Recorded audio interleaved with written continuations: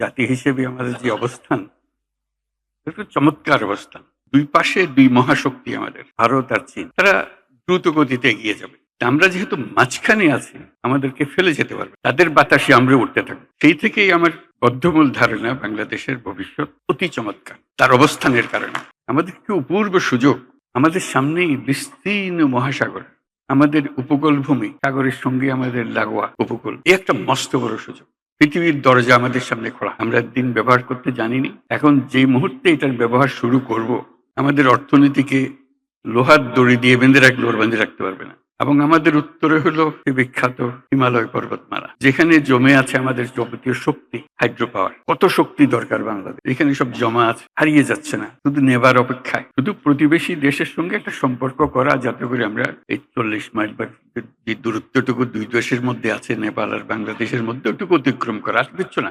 ওরা এক পায়ে খাড়া, নেপাল বারে বারে বলছে আমাদের এটা নিয়ে যাও, আমরা এক পায়ে খাড়া নেবার জন্য। মাঝখানে ওইটুকু পথ অতিক্রম করার সুযোগ আমাদের এখন দেওয়া হচ্ছে না। আশা করি তাদেরই কারণে, তাদের অর্থনৈতিক কারণে সেটা আমাদেরকে দেবে। এটা সবার মঙ্গলের জন্য, কারো একজনের উপকার একজনের অপকার এরকম কিছু না। যদি আমরা সেই পথটা খুলে পাই, এখন সামান্য কিছু পেয়েছি, ওটাও কিছুই না, বড় আকারে যদি পাই, বাংলাদেশকে আটকে রাখার কোনো ক্ষমতা কারো নাই। আমরা মহা সৌভাগ্যবান এক জাতি, তার অবস্থানের কারণে। সেই জাতির দুঃখ কেন থাকবে আমি বুঝতে পারি। এটা আমাদের কপালের দোষ, নাকি আমাদের চরিত্রের দোষ, না আমাদের চিন্তার দোষ? যদি হয়ে থাকে, সেগুলো থেকে আমরা মুক্ত হই। আমরা তো তড়িৎ গতিতে এগিয়ে যেতে চাই। এটা একটা মহাশক্তিধর অর্থনীতি তৈরি হবে। আজকে কুমিরা থেকে টেকনাফ পর্যন্ত যে উপকূল ভূমি, সেখানে যদি কাতারে কাতারে সব নৌবন্দর স্থাপন হয়, মাতার বাড়ির গভীর সমুদ্র বন্দর পর্যন্ত যদি আমরা দুনিয়ার সব জাহাজকে আশ্রয় দিতে পারি, তাদের কাজ করার জন্য সুযোগ সুবিধা দিতে পারি, আমাদেরকে আটকাবে কে? এবং শুধু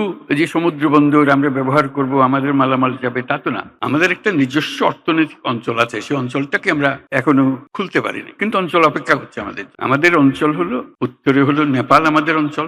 নেপালের সৌভাগ্য, তারা হিমালয় পর্বতের পাদদেশে আছে। দুর্ভাগ্য হলো সমুদ্রের দেখা তাদের হয় না। তাদের সমুদ্র দেখতে হলে আমাদের মাঝখান দিয়ে দেখতে হবে, আমাদের মাধ্যমে দেখতে হবে। সে পথ আমরা করে দিই।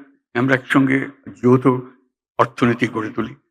তার সমুদ্রের অভাব, আমার পর্বতের অভাব, হাইড্রো, দুই অভাব একসঙ্গে পূরণ করি দুজনে। ভুটান একই কাণ্ড, তারও সমুদ্র দর্শন হয় নাই। তাকে সমুদ্রে আসতে হলে আমার পথ দিয়ে আসতে হবে, আমরা তাকে স্বাগত জানাই। তেমনি ভারতের পূর্বাঞ্চল, একই অবস্থা।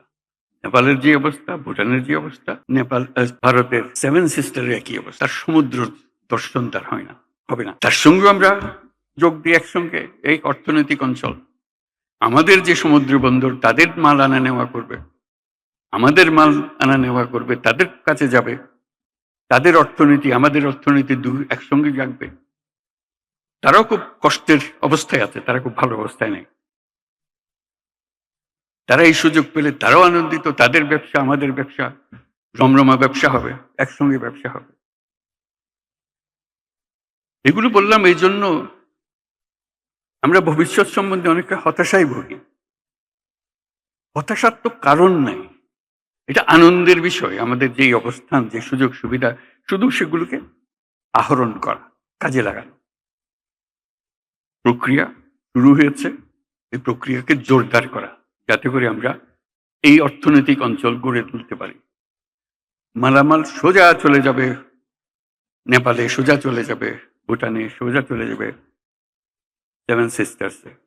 তাদের মালামাল আমাদের মাঝখান দিয়ে, আমাদের ব্যবসা তাদের ওখানে যাবে, তাদের ব্যবসা আমাদের এখানে আসবে। সেটাই তো হলো অর্থনীতি। কাজেই প্রাকৃতিক দিক থেকে আমরা খুবই সৌভাগ্যবান।